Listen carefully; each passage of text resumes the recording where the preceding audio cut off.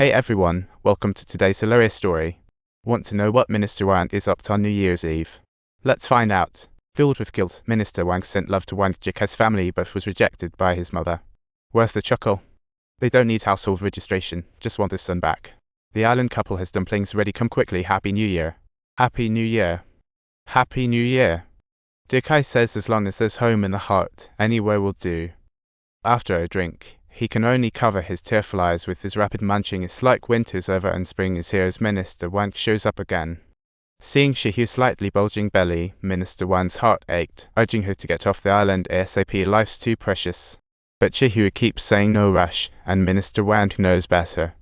Now that Wang Jicai has become the island chief, he should be getting some respect, but little did he know he was about to face a storm tonight. As the night roared with wind, even Wang Jicai's occasional sweet dreams were about to be interrupted. Suddenly he dreams of his dad coughing up blood. What a nightmare. He bolts out in shock. Shihu tries to chase him, but trips and panics her baby. Poor Wang Changji loses it. In the hospital, he screams, "Get the doctor to deliver Shihu. Minister, call for a rescue ship." But alas, the wind is too wild, not even a boat can approach. Shihu writes in pain in bed, "Bro, please answer your phone." Dr. Zhao from the county hospital. "Are you about to have my baby? Where's the amniotic fluid?"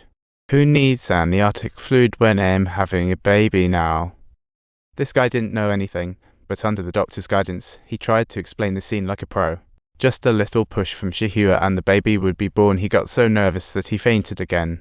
Wang Jicai, who had never seen anything like this, is totally clueless. "Grandpa, please save us. Wake her up. Let her deliver this baby already."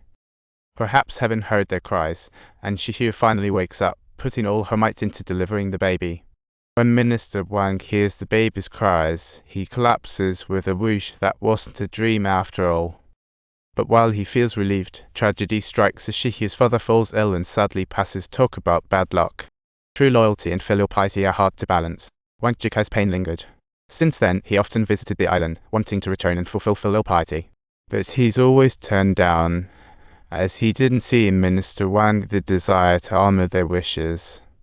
Not trusting those wishes, he decides to plant veggies on the island with the soil left by his father. Looks like he's planning to live there for life. Seasons change with the passage of time. The family's joyful ceremonies have evolved into unique celebrations for the trio.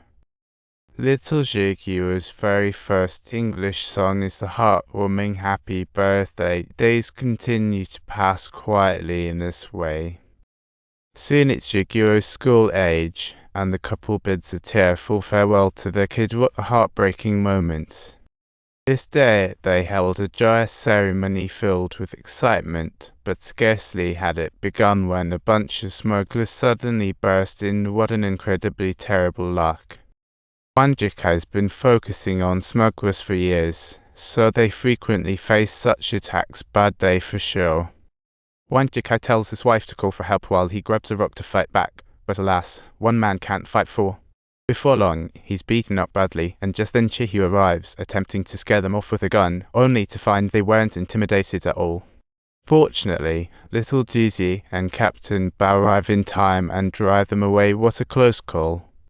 Only then does Wang Jicai come to a sudden realization that the smugglers had already targeted their child, and this made him deeply feel that if any misfortune were to occur, he could never forgive himself forever.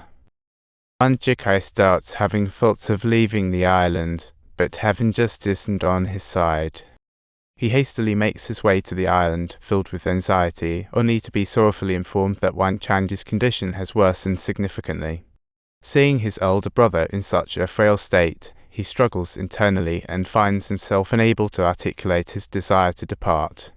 To help his elder brother leave in peace, he silently sits down, leaving behind the fruits he grew on the island. After bidding farewell to Wang Changji, Wang Jicai heads to his in-laws, his natural awkwardness making it hard to express. In the end, he can only bow repeatedly, saying, "Take care, you too. In the next life, I'll marry your daughter again." He planned to buy veggies for the island, but was stunned at the market. Seeing his little treasure picking shells, he burst into tears. Those little hands, once meant for writing, now bore scars and signs of hard work. In that moment, he couldn't hold back his tears. It's said that men rarely cry, but here he was. He calls his daughter aside, saying even with little money, they can afford their schooling. You think you know how much my brother's schooling costs? It's not just tuition, we have food, buying books, and what about ice cream for his classmates? Can I not buy him ice cream? All his classmates have toys, how could I not get him any? Wang Jicai hears this and can only nod silently, thinking he's done right by everyone but his own family. Little Bell spoke harshly, but seeing his tired father, he couldn't help but shed tears of concern. To ease his parents' worries about the island, he shouts to his departing father, "Dad, I was wrong. Tell Mom. My brother and I are going to be the stormy sea swallows, the bravest sea swallows." He puts on the shell wreath his father made, just like when he was little. Life will go on. For 32 years, they'll guard the island. Despite storms, the flag rises daily.